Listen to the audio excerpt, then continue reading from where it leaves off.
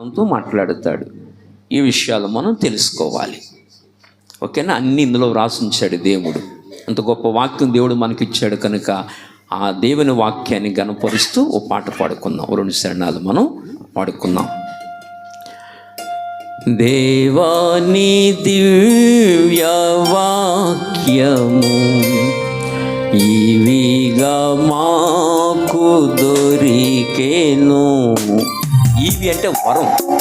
ఇవి ఏంటంటే చెప్పండి, వరం. ఇది ఒక వరంగా మనకు దొరికింది ఈ వాక్యం. ఈ వాక్యాన్ని వ్రాయించడానికి దేవునికి 1600 సంవత్సరాలు పట్టింది. ఎన్ని సంవత్సరాలు? 1600 సంవత్సరాలు పట్టింది ఈ గ్రంథం మనకి ఇవ్వడానికి. మన తెలుగు భాషలో కూడా దేవుడు అనుమతించి ఈ గ్రంథం మనకిచ్చారు. అంత గొప్ప గ్రంథాన్ని దేవుడు మనకిచ్చారు కనుక దాని గురించి పాడుకుందాం. దేవాని దివ్య వాక్యము ఇవిగా మాకు దొరికెను.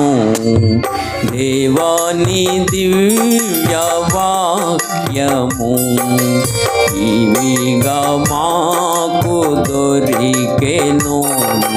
హల్లెలూయా హల్లెలూయా హల్లెలూయా హల్లెలూయా హల్లెలూయా హల్లెలూయా హల్లెలూయా హల్లెలూయా.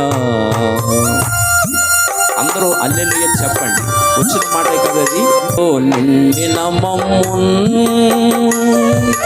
దీపము వంటి వాక్యమే, ఆహా పాపముతో నిండిన మమ్మున్ దీపము వంటి వాక్యమే కల్వరికి నడిపించి కలుషమును తొలగించి, కల్వరికి నడిపించి కలుషమును తొలగించి మా హృదయము వెలిగించేను. ఆహా మా హృదయము వెలిగించేను. దేవాని దివ్య వాక్యము ఇవిగా మాకు దొరికెను. దేవాని దివ్య వాక్యము ఇవిగా మాకు దొరికెను. ఆయనకి కావలసింది మన డబ్బులు, మన వెండి బంగారానికి ఏం అక్కర్లా. ఏమండి, దేవుణ్ణి స్తుతించాలి, ఘనపరచాలి. కనుక దేవుడు మనందరినీ వెదకి రక్షించుకుని తన బిడ్డలుగా అంగీకరించాడు కనుక దేవుని నామాన్ని మనం ఘనపరిచే వారముగా ఉండాలి. కనుక ఈ సమయంలో ఈ కృతజ్ఞత మహోత్సవం అలాగే ఈ కూడికి ఎందుకు ఏర్పాటు చేసుకున్నారంటే, ఈశ్వరిని అలాగే వారి సతీమణి సోదరి భవానీని ప్రేమించి మొట్టమొదటిగా కుమారుడు రంజిత్ వికాస్నిచ్చారు, రెండవది కుమార్తె కీర్తి జాయ్నిచ్చారు. ఈరోజు కీర్తి జాయ్ పుట్టినరోజు, ఇది ఫస్ట్ బర్త్డే. అంచేత మనందరినీ పిలిచి చక్కటి కూడికని ఏర్పాటు చేసి, ఇదిగో దేవుడు నా జీవితంలో ఈ మేలు చేశాడు అని చెప్పి మనందరం కలిసి ప్రభువుని ఆరాధిస్తున్నాం. అలాగే వారి తల్లిగారు సీతారామలక్ష్మి గారి మధ్యకాలంలో పడిపోయారు. తలకు చాలా పెద్ద దెబ్బ తగిలింది.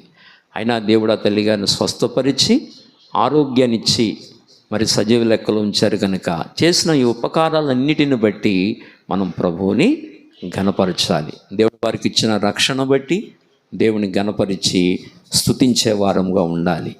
కనుక అందుకు ఈ కూడికని ఏర్పాటు చేసుకున్నారు. నేను కొన్ని నిమిషాలు, ఎక్కువ టైం కాకుండా కొన్ని నిమిషాలు దేవుని వాక్యాన్ని చెప్పి నేను ముందుకు వెళ్తాను. దయవుంచి చూడండి. ఎఫెసీయులకు రాసిన పత్రిక 1వ అధ్యాయము 3వ వచనాన్ని మనం చదువుకుందాం. ఎఫెసీయులకు రాసిన పత్రిక 1వ అధ్యాయము 3వ వచనాన్ని మనం చదువుకుందాం. మన ప్రభువైన యేసు క్రీస్తు యొక్క తండ్రియగు దేవుడు స్తుతించబడునుగాక. సార్, మన తండ్రి అయిన దేవుడు లేక యేసు ప్రభు తండ్రి అయిన దేవుడు, మనందరి తండ్రి అయిన దేవుడు ఏం చేయబడునుగాక? స్తుతించబడునుగాక. ఎందుకు ఆ దేవుడు స్తుతించబడును, ఎందుకు ఆ దేవుడు పూజించబడును, ఆరాధించబడును, ఎందుకు అంటే కొన్ని కారణాలు చెప్పాడు అక్కడ. చదవండి ఇప్పుడు. ఆయన క్రీస్తునందు పరలోక విషయములలో ఆత్మ సంబంధమైన ప్రతి ఆశీర్వాదమును మనకు అనుగ్రహించెను. చిన్న మాట ప్రార్థన. పరిశుద్ధుడా, చదవబడిన లేఖన భాగములో నుంచి మా అందరితో మాట్లాడండి. మీ దాసుని మరుగు చేయండి. నాకు ముందుగా దైవజనులు ఓటాడు నాని గారు, అలాగనే హనోక్ గారు చక్కటి వారు ప్రార్థించారు. హనోక్ గారు చక్కటి గ్రీటింగ్స్ అందించారు. వారిని దీవించండి. మీ దాసునిగా నేను కూడా నిలబడి కొన్ని మాటలు అందిస్తూ ఉండగా మా అందరితో మాట్లాడండి. ఈశ్వర్ గారిని, వారి కుటుంబాన్ని, వారి తల్లిదండ్రులను, వారి తమ్ముడు గారిని, వారి కుటుంబాన్ని, భవానీని, వారికి ఇచ్చిన బిడ్డలను మీరు దీవించండి. చేరువచ్చిన మమ్మల్ని అందరినీ ఆశీర్వదించమని, ఈ లైవ్ చూస్తున్న వారితో కూడా మాట్లాడమని కోరుకుంటూ యేసయ్య నామమున అడిగి వేడుకుంటున్నాము తండ్రి, ఆమేన్. పిల్లరా, చదవబడిన లేఖన భాగములో కొన్ని విషయాలు మనం జాగ్రత్తగా ఆలోచించేద్దాం. అక్కడ ఏం చెప్పబడిందంటే, తండ్రి అయిన దేవుడు స్తుతించబడును గాక అన్నాడు.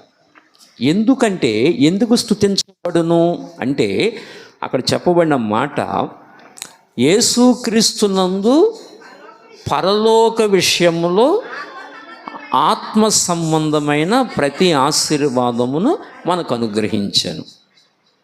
మాట అర్థమైందా? పరలోక విషయములో ఆత్మ సంబంధమైన అంటే శరీర సంబంధమైన కాదు, ఆత్మ సంబంధమైన ప్రతి ఆశీర్వాదము యేసు ప్రభు ద్వారా మనకు అనుగ్రహించాడు. నా మాట అర్థమైందా? ముందు ఏం చెప్తున్నాడు అక్కడ? ఆత్మ సంబంధమైన పరలోక ఆశీర్వాదములు యేసు ప్రభు ద్వారా మనకు అనుగ్రహించాడు. అందుకు తండ్రి అయిన దేవుడు స్తుతించబడునుగాక. ఇప్పుడు పరలోక విషయములో ఆత్మ సంబంధమైన ఆశీర్వాదములు ఇచ్చాడంటే దానికి ఒక స్టేట్మెంట్ ఉంటుంది. ఏంటది? భూలోక సంబంధమైన శరీర ఆశీర్వాదాలు. చెప్పండి. భూలోక సంబంధమైన శరీర ఆశీర్వాదములు అదొక అంతస్తు. అంటే భూలోకంలో బ్రతుకుతున్నాం కదా, ఈ లోకంలో బ్రతుకుతున్నాం కదా, ఈ లోకంలో బ్రతుకుతున్న మనకి ఈ శరీరానికి ఏం కావాలి? ఆహారం కావాలి. ఇంకా ఈ శరీరానికి ఏం కావాలి? బట్టలు కావాలి. ఇంకా ఈ శరీరానికి ఏం కావాలి? ఉండడానికి చక్కటి ఇల్లు కావాలి, ఆరోగ్యం కావాలి. ఇక ఈ లోక సంబంధమైన ఆశీర్వాదాలన్నీ కావాలి. జీవించడానికి డబ్బు కావాలి, సమాజంలో జీవించడానికి ఒక మంచి పేరు ఉండాలి. ఇవన్నీ దేవుడు మనకి కలగ చేయాలి కదా. ఇవన్నీ దేవుడు భూమి మీద మనకిచ్చాడు. దేవుడు డబ్బునిచ్చాడు, ఉండటానికి ఇల్లు ఇచ్చాడు, ఆరోగ్యాన్ని ఇచ్చాడు, ఆయుష్ని ఇచ్చాడు కదా. ఇవన్నీ భూమి మీద దేవుడు మనకిచ్చిన ఆశీర్వాదాలు.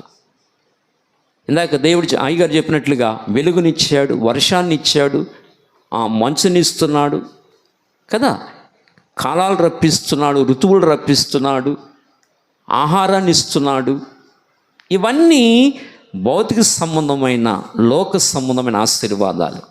ఈ లోక సంబంధమైన ఆశీర్వాదాల్లోనే ఈశ్వరికి భవనికి ఇచ్చిన ఆశీర్వాదాల్లో పిల్లల్ని ఇచ్చాడు. పిల్లలని గర్భఫలము యెహోవా ఇచ్చు బహుమానము.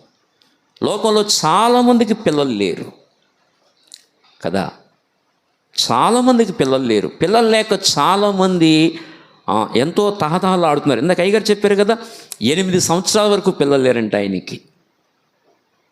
కానీ దేవుడు ప్రేమించి ప్రార్థించినప్పుడు 5 పిల్లల్ని ఇచ్చారు వారికి. 5 పిల్లల్ని. నాకు 4 సంవత్సరాల వరకు పిల్లలు లేరు.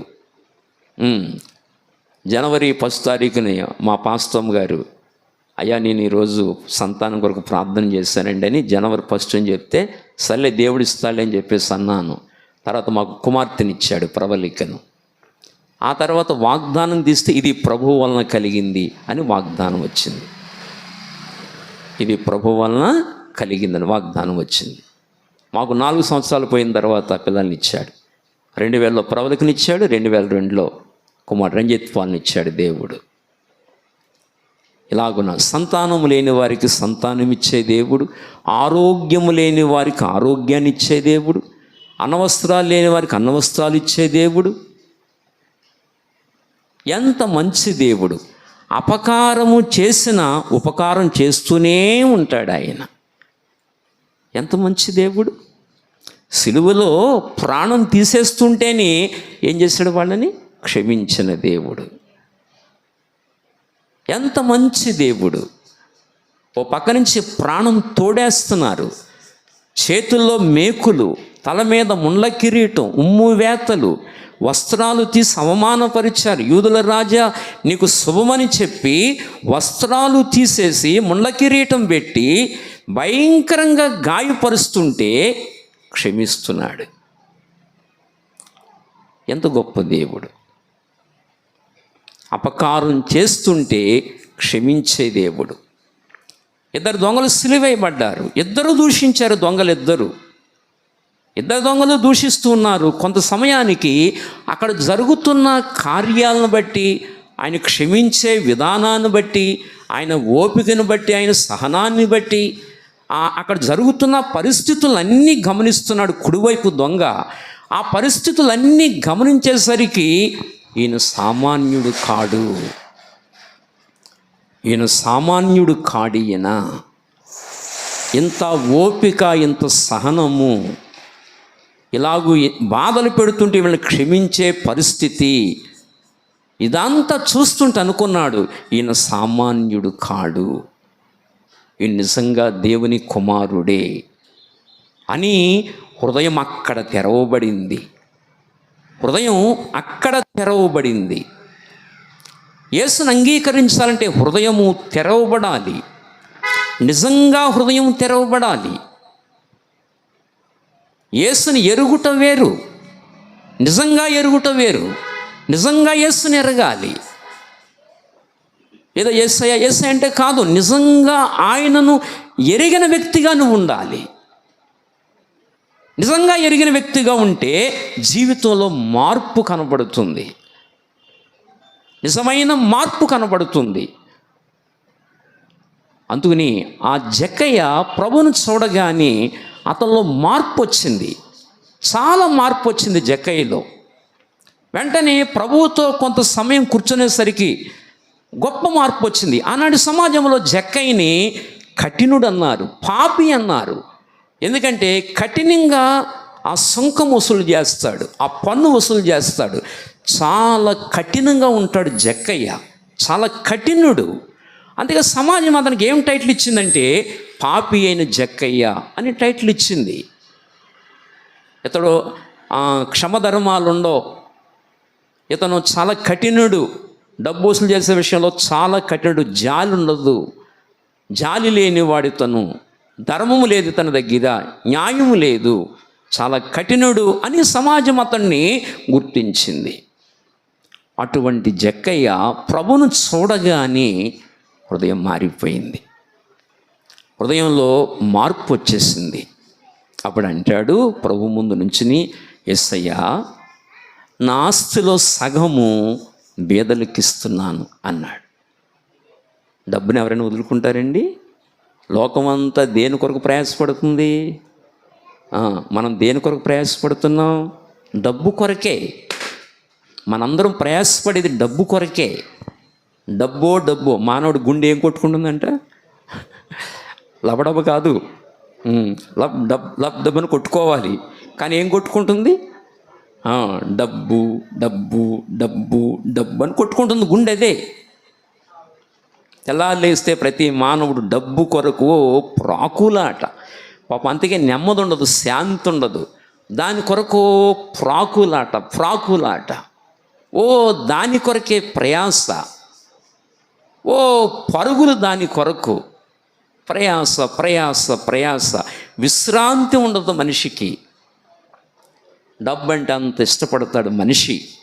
అలాంటి డబ్బుని, అంతగా డబ్బుని ప్రేమించే వ్యక్తి ఏమన్నాడు చెప్పనా? ప్రభువా నేను సగము బేదలకి ఇస్తాను అన్నాడు.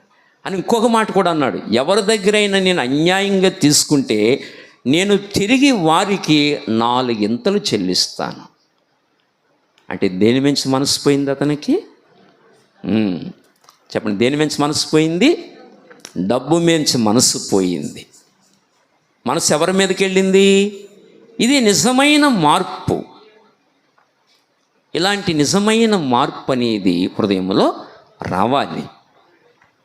నిజంగా యేసయ్యని తెలుసుకోగలగాలి. ఆ నిజమైన మార్పు రావాలి. బుద్ధి జ్ఞానములు సర్వసంపదలు అన్న ఆయన యందే, ఆయన ఉంటే చాలు మనకి, అన్నీ మనకున్నట్లే. నీతిమంతుడు డబ్బు మూలముగా జీవించును, అంతే కదా? మరి ఎలా జీవించును? బైబిల్ ఏం చెప్పింది? నీతిమంతుడు విశ్వాస మూలముగా జీవించును. అది నీతిమంతుడు విశ్వాస మూలంగా జీవిస్తాడు. ప్రతి చిన్న విషయంలో దేవుని మీద ఆధారపడతాడు. దేవా ఏది చేయమంటావు? నన్ను పోషించేవాడవు నీవే, నన్ను సంరక్షించేవాడవు నీవే అని దేవుని మీద ఆధారపడి జీవితాన్ని కొనసాగిస్తాడు. విశ్వాసమే మనల్ని నడిపిస్తుంది, ప్రభువు నడిపిస్తాడు. అలాంటి లోతైన అవగాహన, లోతైన విశ్వాసము, ప్రభు శక్తిని ఎరిగిన వారుగా, నిజంగా ప్రభుని తెలుసుకున్న వారిగా జీవితాలు ఉండాలి. నిజంగా ప్రభుని ఎరిగిన వారుగా ఉండాలి. అలాంటి లోతైన అనుభవం ఉండాలి. అందుకని యేసు ప్రభు ఒక సందర్భంలో అడుగుతాడు, ప్రజలు నన్ను గూర్చి ఏమనుకుంటున్నారు అని అడిగాడు. అప్పుడు శిష్యులు చెప్పారు, యేసయ్యా నిన్ను గూర్చి ఏలియావని, ఇర్మియావని, యోహానని నీ గురించి చెప్పుకుంటున్నారు నాయన అంటే, అప్పుడు యేసయ్య అన్నాడు, సరే వాళ్ళ సంగతి వదిలేయండి, అసలు మీరు నన్ను గూర్చి ఏమనుకుంటున్నారు? అసలు శిష్యుల్ని అడిగారు, అసలు మీరు నన్ను గూర్చి మీరేమనుకుంటున్నారు? అసలు నేను ఎవరినో మీకు అర్థమైందా? నేను ఎవరినో మీకు తెలిసిందా? అసలు మీరు నన్ను గూర్చి మీరేమనుకుంటున్నారు అని అడిగాడు. యేసు ప్రభు ఎవరో తెలియాలి, స్పష్టంగా తెలియాలి. నామకార్థ క్రైస్తవులు ప్రార్థనలు ఉంటాయి, నామకార్థ క్రైస్తవులు ఉంటారు, వాళ్ళ ప్రార్థనలు ఉంటాయి, వాగ్ధ్యానం ఉంటుంది, అన్నీ ఉంటాయి, కానీ సరైన భయభక్తులు ఉండవు. ఇది నామకార్థ క్రైస్తవ్యం. ఇది నామకార్థ క్రైస్తవులు కూడా అన్నీ ఉంటాయి. గుడికి వెళ్ళటం ఉంటుంది, ఉపవాసాలు ఉంటాయి, దశమ భాగాలు ఇవ్వడం ఉంటాయి, ఇవన్నీ ఉంటాయి నామకార్థ క్రైస్తవుల్లో. ఇవన్నీ ఉన్నంత మాత్రాన్ని భక్తులని కాదు, నిజంగా యేసుని ఎరిగిన వారై ఉండాలి, నిజమైన మార్పు కలిగి ఉండాలి, నిజంగా ప్రభువుని తెలుసుకుని ఉండాలి, ఆయన ఎవరో అర్థమై ఉండాలి. అలా లోతుగా ప్రభువుని ఎరిగిన వారంగా మన జీవితాలు ఉండాలని దేవుని వాక్యం మనకు స్పష్టంగా నేర్పుతుంది. యేసు ప్రభుని ఎరిగిన వారంగా మనం ఉండాలి. అంచేత ఈ భౌతిక సంబంధమైన ఆశీర్వాదాలు దేవుడు మనకు అనుగ్రహించే దేవుడు. ఆయన ఎన్నో ఆశీర్వాదాలు మన జీవితాల్లో ఇచ్చే దేవుడు. ఒకసారి నేను ఆచంటలో, మాకు ఆచంటలో కూడా సంఘం ఉంది, ఆచంట వెళ్ళాను. ఒకసారి నేను మా విశ్వాస ఇంటికి వెళ్ళాను.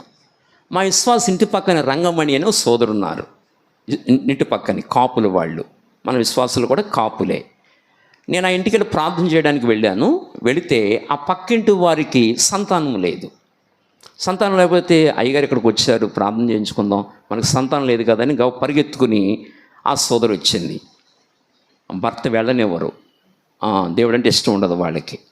అప్పుడు భర్తకు తెలియకుండా నేను ఇక్కడ ప్రార్థన చేయడానికి వచ్చాను, ఈ ఇంటికి వచ్చానని పక్కింట్లోంచి వాళ్ళ ఇంటికి నుంచి పరిగెత్తుకుని వచ్చి దగ్గరికి వచ్చింది. అప్పుడు ప్రార్థన చేసి సంతానం లేదంటే ప్రార్థన చేశాను.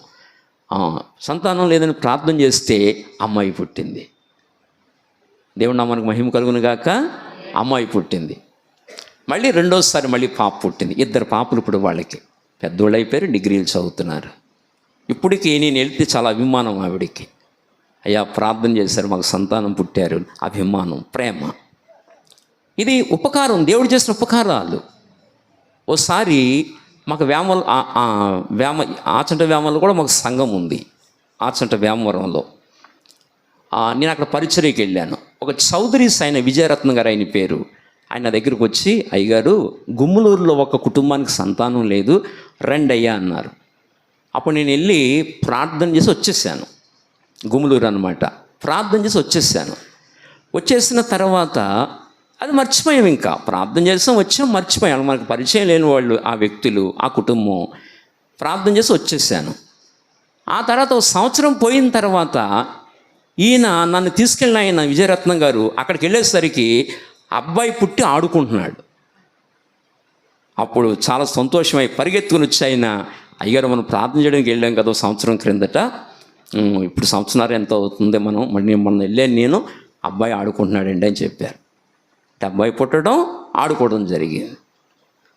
అంటే ఇవన్నీ ఎవరు ఉపకారాలు? ఇవి దేవుడు చేసిన ఉపకారాలు, దేవుడు చేసిన కార్యములు, ఎన్నో మేలులు చేసే దేవుడు ఆయన.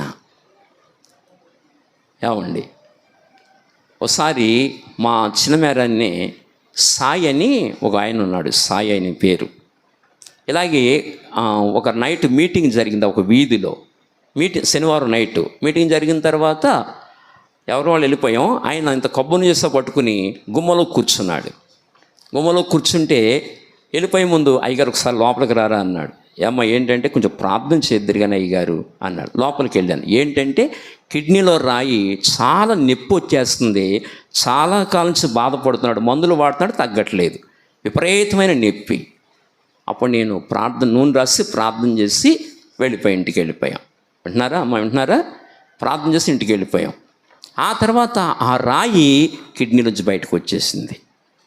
దేవుడు నామానికి మహిమ కలుగును గాక. రాయి బయటకు వచ్చింది. అప్పుడు ఆయన ఏం చేశాడో తెలుసునా? ఒక అట్టుబెళ్ళ గెల కొని ఆ కిడ్నీలోంచి వచ్చే రాయి పొట్లం కట్టి మా ఇంటికి పంపించాడు. ఒక శనివారం నైట్ మా ఇంటికి పంపించాడు, ఆదివారం మందిరంలో పంచిపెట్టమని. ఇంతగా మా వాళ్ళకి తెలియలేదు అది, ఆ పొట్లం ఏంటో అర్థం కాలేదు వీళ్ళకి తెలియలేదు. ఈ సాయి మీకు ఇమ్మన్నాడండి, ఆ పొట్లం నా చేతిలో పెట్టారు వీళ్ళు. ఆ పొట్లం విప్పేసరికి అందులో రాయి ఉంది. ఏంటిదంటే సాయి పంపించాడండి. ఓహో, సాయి కొరకు ప్రార్థన చేసి ఇది రాయిదే అని చెప్పి సంఘంలో అందరికీ చూపించి ప్రార్థన చేశాను. ఇవన్నీ నేను ఎందుకు ఇప్పుడు గుర్తు చేస్తున్నానంటే, దేవుడు మన జీవితాలలో ఉపకారాలు చేసే దేవుడు ఆయన. ఆరోగ్యం లేని వారికి ఆరోగ్యాన్ని ఇచ్చే దేవుడు. ఇవాళ మేము ఇందాక అయ్యగారు చెప్పినట్లుగా యేసు ప్రభువుని మేము ఇష్టపడేవాళ్ళం కాదు. విశ్వబ్రాహ్మణ కుటుంబంలోంచి వచ్చాం. యేసుని ఇష్టపడేవాళ్ళం కాదు, ద్వేషించేవాళ్ళం, తక్కువ భావంతో చూసేవాళ్ళం, మన దేవుడు కాదనుకునేవాళ్ళం, ఈయన మనకు సంబంధించిన వాడు కాదనుకునేవాళ్ళం, అలాగనుకునేవాళ్ళం. మా నాన్నగారికి అనారోగ్యం వచ్చింది. ఆ అనారోగ్యాన్ని దేవుడు స్వస్థపరిచాడు. చచ్చిపోయే టైంలో మా నాన్నగారిని ఒక్క ప్రార్థన ద్వారా బాగు చేశాడు. ఆ కారణాన్ని బట్టి మేము ప్రభువులో ఉన్నాం. ఇవాళ మా కుటుంబాలన్నీ ప్రభువులో ఉన్నాయి. చచ్చిపోయే మా నాన్నగారిని దేవుడు ఒక్క ప్రార్థన ద్వారా స్వస్థపరిచాడు. ఎంత గొప్ప దేవుడు ఆయన. ఒకే ఒక ప్రార్థన అంతే, అనారోగ్యం పోయింది, దేవుడు ఆరోగ్యం ఇచ్చాడు. అప్పుడు మా నాన్నగారు ఆలోచించారు, ఏంటి ఎన్నో పూజలు చేస్తాం, ఎన్నో కార్యాలు చేస్తాం కదా, నాకు సమాధానం దొరకలేదు, ఒక్క ప్రార్థన ద్వారా నాకు సమాధానం దొరికింది ఏమిటని అప్పుడు మా నాన్నగారు ద్వేషించి ఆయన దేవుని వైపు తిరిగారు. ఏమండి, అంచేత యేసు ప్రభువారు మేలులు చేసే దేవుడు, ఆశీర్వదించే దేవుడు ఆయన. ఆరోగ్యం ఇచ్చువాడు, ఆయుష్నిచ్చువాడు, రక్షణ ఇచ్చువాడు, పాపములు క్షమించువాడు, తినడానికి ఆహారం ఇచ్చువాడు, కట్టుకోవడానికి వస్త్రాలు ఇచ్చేవాడు, ఉండడానికి గృహాన్ని ఇచ్చేవాడు. వింటున్నారా? ఇవన్నీ లోక సంబంధమైన ఆశీర్వాదములు కదా. ఇవన్నీ మనకి ఇచ్చాడా లేదా? చెప్పని, ఇచ్చాడా లేదా? అసలు ఇంతవరకు బ్రతికున్నామంటే అదొక గొప్ప ఆశీర్వాదం, అదొక గొప్ప దీవెన. భూమి మీద మనం బ్రతికున్నామంటేనే అది గొప్ప దీవెనది. కనుక ఈ ఆశీర్వాదాలను బట్టి దేవుణ్ణి మనం ఏం చేయాలంటే స్తుతించాలి, దేవుణ్ణి మనం ఘనపరచాలి. ఇక కీబోర్డ్ వాయిస్తున్నాడు తమ్ముడు అనిల్, తనకి 2 మగపిల్లలు, సంతానం లేకపోతే ప్రార్థన చేసాం, 2 మగపిల్లలు పుట్టారు. 2 పిల్లలు కూడా 7వ నెలలోనే పుట్టారు. చక్కగా బ్రతికి చక్కగా చదువుకుంటున్నారు పిల్లలు. దేవుడు గొప్ప కార్యాలు చేసే దేవుడు, ఘనకార్యములు చేసే గొప్ప దేవుడు ఆయన. ఏమండి, అంచేత దేవుడు మేలు చేసే దేవుడు కనుక దేవుడు మనం ఏం చేయాలి? ఘనపరచాలి, కొనియాడాలి. చేసిన ఉపకారాలను బట్టి దేవుని నామాన్ని కీర్తించి ఘనపరిచే వారముగా ఉండాలని దేని వాక్యం తెలియజేస్తుంది. ఒక శరణం పాడుకుందామా? ప్రభువు గొప్పవాడును, అధిక శక్తి సంపన్నుడు, లేని వాడని జ్ఞానమునకు ఆయనే, మితియులేని వాడని దేవునికి స్తోత్రము గానము చేయుటయే మంచిది. మనమందరము స్తుతి గానము చేయుటయే మంచిది. కనుక ఈ భౌతిక సంబంధమైన ఆశీర్వాదాలను బట్టి ప్రభువుని స్తుతించాలి అన్న వాస్తవాన్ని మనం గుర్తించాలి. ఒక మాట చెప్పి నేను ఎదరికెళ్తాను. అపోస్తుల కార్యాలు 14వ అధ్యాయం 17 వచనం చదువుతారా? 14:17.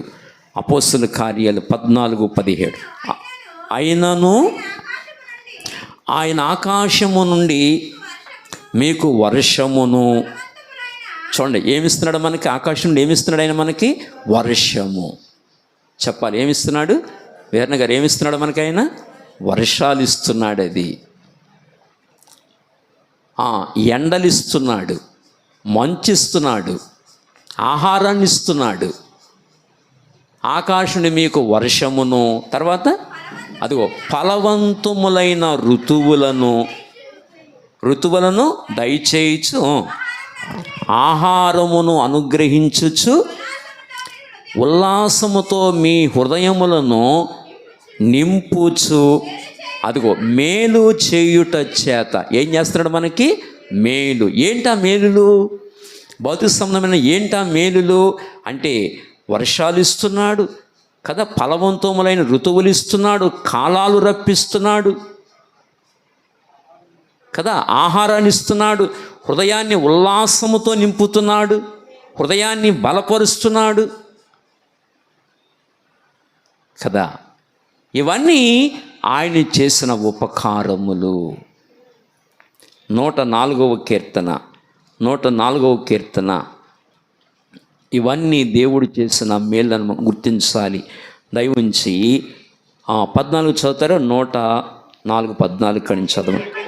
పశువులకు గడ్డిని, నరుల ఉపయోగమునకు కూర మొక్కలను ఆయన మొలిపించుచున్నాడు. అందుమూలమున భూమిలో నుండి ఆహారమును, నరుల హృదయమును సంతోషపెట్టు ద్రాక్షారసమును, వారి ముఖములకు మెరుగునిచ్చు తైలమును, నరుల హృదయమును బలపరచు ఆహారమును ఆయన పుట్టించుచున్నాడు. మన పశువులను పోషిస్తున్నాడు, మానవులను పోషిస్తున్నాడు. ఆయన కూర మొక్కలు ఇస్తున్నాడు, పశువులకు కావాల్సిన గడ్డినిస్తున్నాడు కదా. ఇలాగున లోక సంబంధమైన మేలులు ఎన్నో ప్రభు మన జీవితాల్లో చేస్తున్నాడు. మన హృదయాన్ని బలపరుస్తున్నాడు, మన ముఖాలకి చక్కటి తైలాన్ని ఇస్తున్నాడు. కావలసినవన్నీ ఎన్ని వృక్షాలు సృజించాడండి. కొబ్బరి చెట్లు లేకపోతే మనకు తైలం వస్తుందా? ఒలివ చెట్లు లేకపోతే తైలం వస్తుందా? తైలం ఇచ్చే చెట్లు ఎన్ని ఉన్నాయి అసలు? ఏమండి, ఎన్ని రకాల వృక్షాలు మనకి ఇచ్చాడు, ఎన్ని ఫలాలు మనకి ఇచ్చాడు, ఎన్ని కూర మొక్కలు ఇచ్చాడు, ఎన్ని ఔషధ గుణాలు కలిగిన మొక్కలు ఇచ్చాడు. ఇవాళ శరీరానికి వ్యాధులు వస్తున్నాయంటే ఎన్నో ఔషధ గుణాలు కలిగిన మొక్కలు ఉన్నాయి కనుక ఇంకా మనుషులు బ్రతుకుతున్నారు. ఇస్కియాకు రోగం కలిగింది, ఏ ముద్ద వేయమన్నాడు? అంజూరపు ముద్ద వేయమన్నాడు. ఔషధ గుణాలు కలిగిన ఎన్నో మొక్కలను దేవుడు సృజించాడు. ఇవాళ దేవుడు మనకు ఆరోగ్యాన్ని ఇస్తున్నాడు. ఔషధ గుణాలు కలిగిన మొక్కల్లో నుంచి ట్యాబ్లెట్స్ రూపంలో అనేక ఔషధాలు అనేక ట్యాబ్లెట్స్ దేవుడు మనకి ఇస్తున్నాడు. ఇవన్నీ దేవుడు చేస్తున్న మేలులు, ఉపకారములు. వీటిని బట్టి మనం దేవుణ్ణి ఏం చేయాలంటే స్తుతించాలి. కనుక దేవునిని స్తుతించేటప్పుడు కొన్ని అంతస్తులు ఉంటాయి. ఒకటి భౌతిక సంబంధమైన మేలును బట్టి, ఈ అంతస్తును బట్టి దేవుణ్ణి స్తుతించాలి. అదొక అంతస్తు. అది భౌతిక సంబంధమైన మేలును బట్టి, భౌతిక ఉపకారాలను బట్టి దేవుణ్ణి స్తుతించాలి. ఇదొక అంతస్తు. అంటే శరీర విషయాలు పట్టించుకుంటున్నాడు దేవుడు, శరీరానికి కావలసినవన్నీ ఇస్తున్నాడు దేవుడు. అందుకు ఒక 70 సంవత్సరాలు 100 సంవత్సరాలు భూమి మీద బ్రతుకుతున్నాం. ఈ 100 సంవత్సరాలకి కావాల్సిన ఉపకారములు దేవుడు మన బ్రతుకుల్లో చేస్తున్నాడు. ఆయన ఆహారం ఇచ్చి అన్నీ ఇచ్చి దేవుడు మనం పోషిస్తున్నాడు, సంరక్షిస్తున్నాడు, కాపాడుతున్నాడు. కనుక ఈ భౌతిక సంబంధమైన ఆశీర్వాదాలను బట్టి, ఈ అంతస్తును బట్టి దేవుని స్తుతించాలి. అదొక అంతస్తు. ఇంకొక అంతస్తు ఉంది మనకు అక్కడ. ఇందాక మనం చదువుకున్నాం, పరలోక విషయములో ఆత్మ సంబంధమైన ప్రతి ఆశీర్వాదము దేవుడు మళ్ళీ యేసునందు మనకు అనుగ్రహించాడు. మళ్ళీ యేసు ప్రభువునందే ఆత్మకు కావాల్సిన ఆశీర్వాదాలు, శరీరానికి కావాల్సిన ఆశీర్వాదాలే కాదు. శరీరానికి ఇచ్చే ఆశీర్వాదాలు కొద్ది కాలమే ఉంటాయి. నీకు 10 కోట్లు ఇచ్చాడు అనుకో, ఎంతకాలం ఉంటాయి ఇవి? ఈ లోకంలో నువ్వు జీవించేంత వరకు ఆ 10 కోట్లు నీకు ఉపయోగపడతాయి. లేదా 100 కోట్లు ఇస్తే ఈ లోకంలో జీవించినంత కాలం వరకు నీకు ఉపయోగపడతాయి. లేదా నీకు 10 లారీలు బంగారం ఇస్తే ఈ లోకంలో జీవించినంత కాలం నీకు ఉపయోగపడుతుంది, అంతే. ఇది మళ్ళీ అవతల లోకంలోకి వెళ్ళిన తర్వాత ఇదేమీ మారదు. అవతల ఈ డబ్బు మారదు, ఈ బంగారం మారదు, ఇవేమి మారవు. అక్కడ నీకు కావలసిన ధనం మళ్ళీ నీకు కావాలి, అక్కడ కావలసిన పాప క్షమాపణ కావాలి, ఆత్మ యుగయుగాలు బ్రతకడానికి కావాల్సిన ఏర్పాట్లు చేయాలి దేవుడు. ఆత్మ యుగయుగాలు బ్రతకడానికి ఏర్పాట్లు చేయాలి దేవుడు. ఆ ఏర్పాట్లే యేసు ప్రభుని ద్వారా దేవుడు చేశాడు. ఆత్మకు కావాల్సిన ఆశీర్వాదాలు ఇచ్చాడు. ఆ ఆశీర్వాదములే, ఆ మొదటి ఆశీర్వాదం ఒకటి ఏదనగా, దయవించి మీరు గమనిస్తే ఎఫెసీయులకు రాసిన పత్రిక 2వ అధ్యాయము 1వ వచనము, 2 మీ అపరాధముల చేతను మీ పాపముల చేతను మీరు సచ్చిన వారై ఉండగా ఆయన మిమ్మును క్రీస్తుతో కూడా బ్రతికించెను. దేవుని నామానికి మహిమ కలుగునుగాక. ఆమెను గట్టిగా చెప్పండి ఒకసారి. అవును, మీ అపరాధముల చేత. మనుష్యుడు అపరాధములు చేస్తున్నాడు, మనుష్యుడు పాపములు చేస్తున్నాడు, మనుష్యుడు అనీతిమంతుడు, మనుష్యుడు పరిశుద్ధుడు కాడు. మానవుడు పాపి, జన్మతః పాపి, మనిషి కర్మ పాపి. మనుష్యుడు పాపమని వ్యాధిని కలిగి ఉన్నాడు, అంతరంగములో వ్యాధిని కలిగి ఉన్నాడు మనుష్యుడు. శరీరానికి వ్యాధి ఉంటే శారీరకంగా మనిషి చచ్చిపోతాడు, తర్వాత సమాధి దొడ్లోకి వెళ్తాడు. దేనికి వ్యాధి ఉంటే? అవును, శరీరానికి వ్యాధి ఉంటే చచ్చిపోయి సమాధుల దొడ్లోకి వెళ్తాడు. ఇది అందరికీ తెలిసిన విషయమే కదా. ఇది అందరికీ తెలిసిన విషయం. ఇది అందరూ వింటున్నారా? ఒరే, ఆ వ్యక్తి ఎందుకు చచ్చిపోయాడు? క్యాన్సర్ వచ్చిందండి, కొన్నాళ్ళ నుంచి క్యాన్సర్తో బాధపడుతున్నాడండి, చచ్చిపోయాడు అంటాం. అరే, చిన్న వయసే, 50 సంవత్సరాలకే చనిపోయాడా, 40 సంవత్సరాలకే చనిపోయాడా? ఎందుకని? క్యాన్సర్ వచ్చిందండి. ఓహో, క్యాన్సర్ వచ్చిందా? 4th స్టేజ్కి వెళ్ళిపోయిందండి, క్యాన్సర్ వచ్చిందండి, చనిపోయాడు అని చెప్పుకుంటాం. అంటే శరీరానికి వ్యాధి ఉండడం ద్వారా ఏమయ్యాడు? ఆ వ్యక్తి చనిపోయాడు. ఆ బాడీని తీసుకెళ్ళి ఎక్కడ పెట్టాం? సమాధుల దొడ్డిలో. ఊరికి దూరం అయిపోయాడు, మనుషులకు దూరం అయిపోయాడు, భూమి మీద లేడు, చచ్చిపోయాడు, సమాధుల దొడ్డిలో పెట్టాం. ఎందుకు చచ్చిపోయాడు అతను? శరీరానికి వ్యాధి ఉంది కనుక చనిపోయాడు, దూరం అయిపోయాడు. అలాగనే ఆత్మలో, హృదయములో పాపము అనే వ్యాధి ఉండుట ద్వారా ఆత్మ చనిపోయి దేవునికి దూరం అయిపోయి అగ్నిగుండానికి వెళ్ళిపోద్ది. అగ్నిగుండానికి వెళ్ళిపోద్ది ఆత్మ. ఆ ఆత్మను బ్రతికించడానికి దేవుడు తన కుమారుని పంపించాడు. ఎందుకు చచ్చిపోతున్నావు? మీ పాపముల చేత, అపరాధముల చేత ఆత్మలో మీరు చచ్చిన వారై ఉండగా ఆయన మిమ్మును క్రీస్తుతో కూడా బ్రతికించెను అన్నాడు. ఇది ఎలా బ్రతికించాడంటే బాగా వినాలి. ఇప్పుడు హృదయంలో వ్యాధి ఉంది కనుక ఆ వ్యాధికి మందు కావాలి. ఆ వ్యాధికి మందు ఏదనగా పరిశుద్ధ రక్తము. చెప్పండి, వ్యాధికి ఏది? శరీరాని వ్యాధికి మందులు ఉంటాయి, అవి డాక్టర్ కరెక్ట్గా ఇస్తాడు. క్యాన్సర్కి ఒక మందు ఉంటుంది, ఎయిడ్స్కి ఒక మందు ఉంటుంది, లోకసభ వ్యాధులకు రకరకాల మందులు ఉంటాయి. ఆ మందులు ఇస్తే మనుషులు బ్రతుకుతారు. కానీ హృదయములో పాపం అనే వ్యాధిని చూసారా, ఆ వ్యాధికి మందు ఏదనగా రక్తధారలు. ఏం చెప్పండి? రక్తధారలు. ఏ రక్తం అంటే పరిశుద్ధుని రక్తము కావాలి.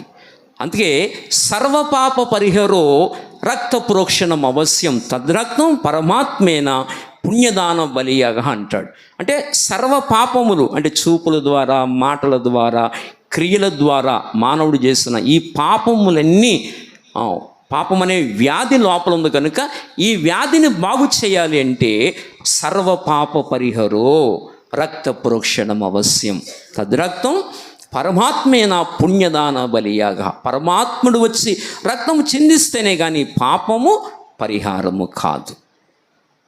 అందుకే బైబిల్ అంటుంది, అతడు పొందిన గాయముల చేత మనకి స్వస్థత కలుగుచున్నది. స్వస్థత దేనికి స్వస్థత అంటే ఆత్మకు స్వస్థత. పొందిన గాయముల ద్వారా ఏమొచ్చిందంటే పరిశుద్ధ రక్తధారలు. ఆ పరిశుద్ధ రక్తధారల ద్వారా ఏం కలిగిందంటే స్వస్థత. దేనికి స్వస్థత అంటే పాపమునకు స్వస్థత. ఆ వ్యాధిని బాగు చేశాడు కనుకనే ఆత్మ మళ్ళీ బ్రతికింది. ఇది విషయం.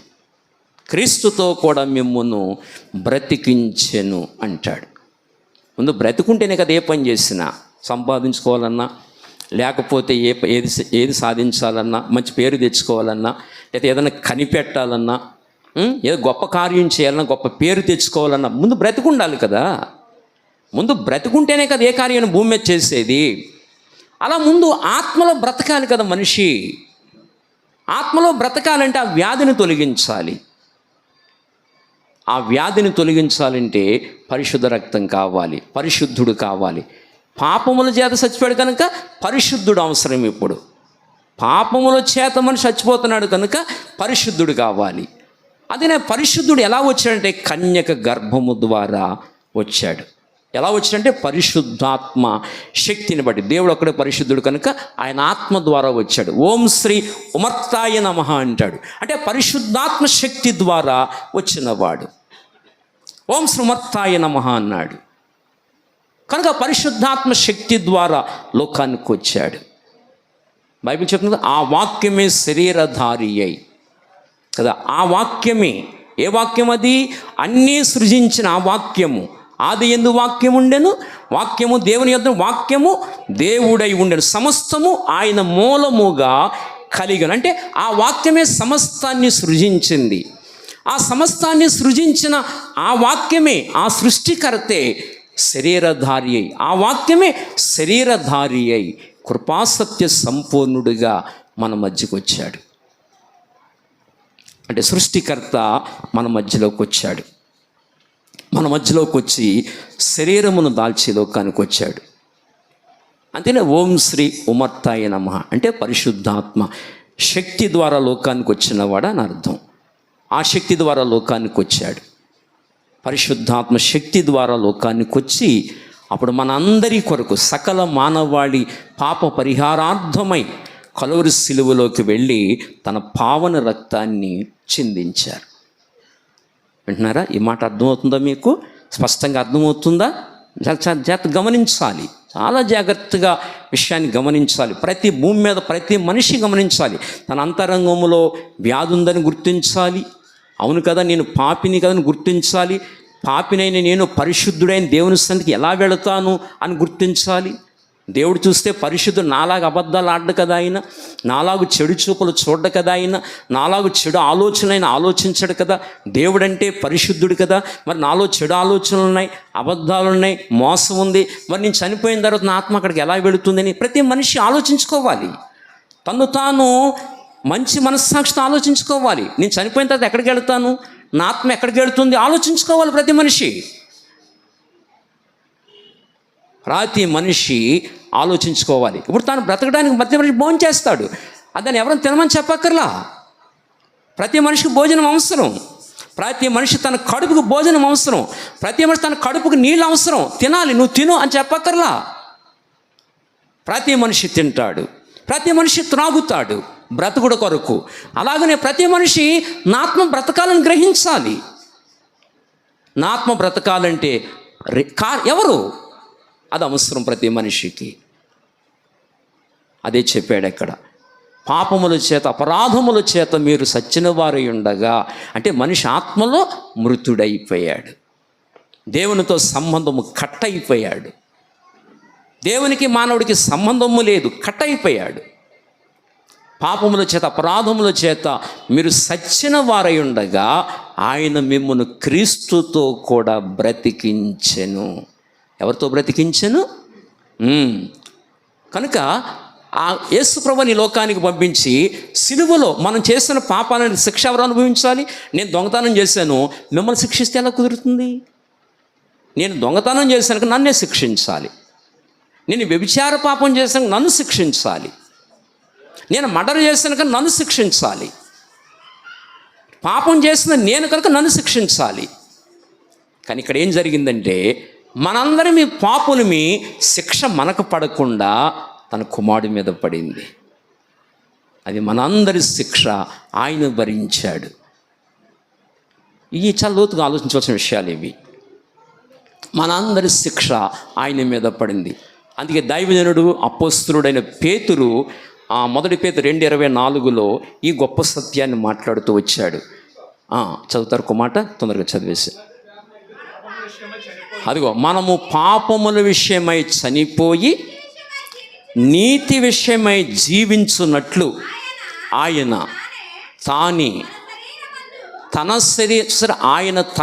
తన శరీరమందు మన పాపములను ఆ సిలువ మీద మోసుకొనెను. మన పాపములను తన శరీరమందు సిలువ మీద మోస్తూ వచ్చాడు. అంటే శాపగ్రస్తుడైన ప్రతివాడు సిలువ మీద వేలాడాలి. శాపగ్రస్తుడైన ప్రతి మానవుడు సిలువ మీద వేలాడాలి. మనందరం శాపగ్రస్తులం కనుక మనందరం సిలువ మీద వేలాడాలి. వాస్తవానికి ఈ శిక్ష అంతా మనం అనుభవించాలి. మన అందరం యేసు ప్రభువుని కొట్టే అలా మనల్ని కొట్టాలి. అసలు అది వాస్తవం. అలా మనల్ని సిలువేసి మనల్ని చంపాలి. దొంగలు తప్పు చేశారు, సిలువేశారు. ఆ రోమా సామ్రాజ్యంలో శిక్షాస్మృతి ఏంటంటే తప్పు చేసిన ప్రతి వాడికి సిలువేయాలి. బైబిల్ చెప్పిన సత్యం ఏమిటంటే శాపగ్రస్తున్న ప్రతివాడు సిలువలో వేలాడాలి. మనందరం శాపగ్రస్తులం కనుక సిలువలో వేలాడాలి. యేసు ప్రభు పరిశుద్ధుడు కానీ ఆయన సిలువలో వేలాడనవసరం లేదు. ఆయన వేలాడనవసరం లేదు. ఆయన పరిశుద్ధుడు, ఆయన ఏ పాపం చేయలేదు. కానీ మనందరి దోషము ఆయన మీద వేసుకున్నాడు కనుక సిలువలో వేలాడుతూ వచ్చాడు. అందరూ మత్తుగా ఉండే మాటలు వినొద్దు. కాస్త జాగ్రత్తగా ఆలోచనాపూర్వకంగా మాటలు వినాలి. విజ్ఞులైన వారు ఆలోచించాలి, ఆలోచనాపూర్వకంగా వినాలి మాటలు. అప్పుడు సిలువ మీద మనం పొందిన ఆయన మన పాపములని ఆయన సిలువ మీద వేసుకుని ఆయన శరీరం మీద మోస్తూ సిలువలో మోస్తూ వచ్చాడు ఆయన. అప్పుడు ఆ మేకులు కొట్టడం, ముండ్ల కిరీటం తల మీద పెట్టడం, మన చేతుల ద్వారా చేసిన పాపాలకి ఆయన చేతుల్లో మేకులు, చెడు ఆలోచనలకి ఆయన తల మీద ముండ్ల కిరీటం, చెడు ఆలోచన హృదయంలో బల్లెపు పోటు, కాళ్ళల్లో మేకులు, ఇవన్నీ మనం చేసిన తప్పులకి ఆయన మీద వేసుకుని తన పావన రక్తాన్ని చిందించాడు. అక్కడ అదే చెప్పింది, ఆయన పొందిన గాయముల చేత మనకు స్వస్థత కలుగుచున్నది. ఎక్కడ స్వస్థత? అంతరంగములో వ్యాధి ఉంది. ఈ వ్యాధికి మందేదనగా యేసునాథుని రక్తధారలు. అందుకే వేద సూక్తి అంటాడు, ఇహైవే నరక వ్యాధి చికిత్స నకరోతిహ గత్వాని రౌషధం చేసి వ్యాధిస్థ కింకరిష్యతే అన్నాడు. ఇహైవే నరక వ్యాధి చికిత్స నకరోతిహ. ఇహలోకంలో ఉన్నప్పుడు నరకానికి వెళ్ళి వ్యాధి ఏంటో చెప్పిన పాపము. ఆ పాపం అనే వ్యాధికి మందేదనగా యేసు రక్తధారలు. ఇహైవే నరక వ్యాధి చికిత్స నకరోతిహ. ఇహలోకంలో ఉన్నప్పుడు నరకానికి వెళ్ళే వ్యాధికి చికిత్స జరగకపోతే గత్వాని రౌషధం చేసిన వ్యాధిస్థ కింకరిష్యతే. రాబోయే దేశంలో ఆ వ్యాధికి మందు లేదు. ఎక్కడుండగాని ఆత్మదేహంలో ఉండగాని ఇల్లు చక్కబెట్టాలి. ఇది దాటిపోయిన తర్వాత చెలకి వెళ్ళిపోయిన తర్వాత చేసేది ఏమీ లేదు. అందుకని యెషయా హిజ్కియాతో అన్నాడు, ఇల్లు చక్కబెట్టుకో, నువ్వు మరణమవుతున్నావు, ఇల్లు చక్కబెట్టుకో అన్నాడు. ఇల్లు చక్కబెట్టుకోవాలి. ఇల్లు చక్కబెట్టడం అర్థమైన ఇల్లు అంటే ఇది హృదయం, దేహము. ఇల్లు చక్కబెట్టడం అంటే ఆస్తులు పంచడం, లేకపోతే పొలాలు రాయడం, ఈ చక్కబెట్టడం కాదు. పెళ్ళిళ్ళు చేయడం, ఈ చక్కబెట్టడం కాదు. ముందు నీ పాపములు క్షమించబడినవా? నువ్వు పరిశుద్ధుని తెలుసుకోగలిగావా? మరణాన్ని జయించిన దేవుణ్ణి తెలుసుకోగలిగావా? ఆ బలవంతుణ్ణి తెలుసుకోగలిగావా? అది ఇల్లు చక్కబెట్టడం. బలవంతుడైన దేవుడు, మరణాన్ని జయించిన దేవుడు నీ అంతరంగంలో జన్మించాలి. ఆయన ఇక్కడ పుట్టాలి. అపుత్రస్య గతిర్నాస్తి, పుత్రుడు లేకపోతే గతి లేదు. పుత్రస్య గతిహ, పుత్రుడు ఉన్నాడా గతి ఉన్నది అన్నాడు. పుత్రుడు ఇక్కడ జన్మించాలి.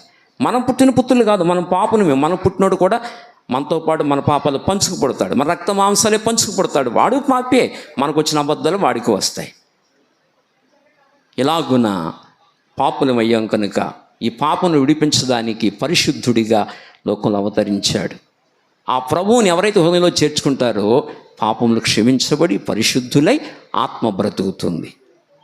అంచేత మొట్టమొదట దేవుడు చేసిన మానవ జాతికి దేవుడు చేసిన గొప్ప మహోపకారం ఏమిటంటే తన కుమారుని పంపించి మానవ హృదయంలో పాపం అనే వ్యాధికి మందును పంపించి స్వస్థపరుస్తున్నాడు, ఆత్మను బ్రతికిస్తున్నాడు. ఇది మొట్టమొదటి మానవ జాతికి దేవుడు, ఆ ప్రేమ కలిగిన దేవుడు చేసిన మహోపకారము. ఈ ఉపకారాన్ని బట్టి అందరూ సాగిలపడి దేవుణ్ణి ఏం చేయాలి? తండ్రిని స్తుతించాలి.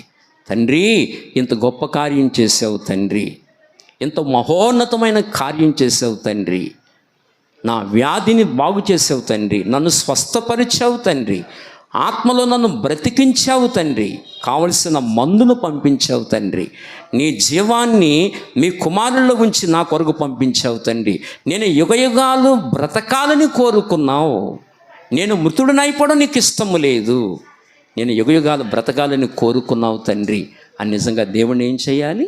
స్తుతించి ఘనపరచాలి. నా మాటలు మీకు అర్థమైనయా? విషయం అర్థమైందా? అంటే యేసు ప్రభువుని స్వరక్షకునిగా అంగీకరించి ధన్యులు కావాలి. నీకు ఎన్ని కోట్లు ఆస్తున్నా, ఎంత అంగబలం ఉన్నా, ఎంత ఆస్తి బలం ఉన్నా, ఎన్ని గొప్ప పదవులున్నా ఆత్మకు రక్షణ కలగదు. అన్నీ ఉండి యేసు ప్రభు లేకపోతే రక్షణ కలగదు. ఏమీ లేకపోయినా యేసు ప్రభువుని స్వరక్షకునిగా కలిగి ఉంటే ఆత్మకి ఏం కలుగుతుంది? రక్షణ కలుగుతుంది. యేసు ప్రభు అదే అన్నారు, ఒకడు లోకమంతా సంపాదించుకొని నేను లేకుండా తన ప్రాణం పోగొట్టుకుంటే అతనికి ఏంటి ప్రయోజనం అని అడిగారు యేసు ప్రభు. అంచేత ముందు యేసు ప్రభుని సంపాదించుకోవాలి. కనుక ఈ పుట్టినరోజు వేడుకకు వచ్చిన మీ జీవితంలో ఇంకా యేసు ప్రభు ఎవరో తెలియని స్థితిలో ఉంటే, ఒకవేళ అన్యదా ప్రభువుని భావిస్తూ ఉంటే ఒక్కసారి నిదానంగా ప్రభువుని ఆలోచించమని ప్రేమతో మీకు మనం చేస్తున్నాం. ఆజ్ఞాపూర్వకంగా కాదు, ప్రేమతోనే మీకు ఈ విషయాన్ని తెలియచేస్తున్నాం. ఆలోచించాలని, ఈ ఆత్మలు నరకానికి వెళ్లకుండా కాపాడుకోవాలని, యేసు ప్రభు కార్చిన రక్తధారల్లో మీ దోషములు కడుక్కొని మీరు పరిశుద్ధులై నరకము నుండి తప్పించబడి మోక్షానికి వారసులై యుగయుగాలు సుఖ సంతోషాలతో ఉండాలని ఈ మాటలు తెలియజేస్తూ ఉన్నాం. ఈ సందర్భాన్ని పురస్కరించుకొని ఈ మాటలు తెలియజేస్తూ ఉన్నాం. కనుక నీ కొరకు ప్రాణం ఇచ్చిన యేసు ప్రభు వారిని మీ స్వరక్షకునిగా అంగీకరించి ధన్యులు కావాలని తెలియజేస్తూ ఇంతటితో నా మాటలు ముగిస్తున్నాను. ఈ కొద్ది మాటలు దేవుడు మన వినికిడిలో దీవించి ఆశీర్వదించును గాక.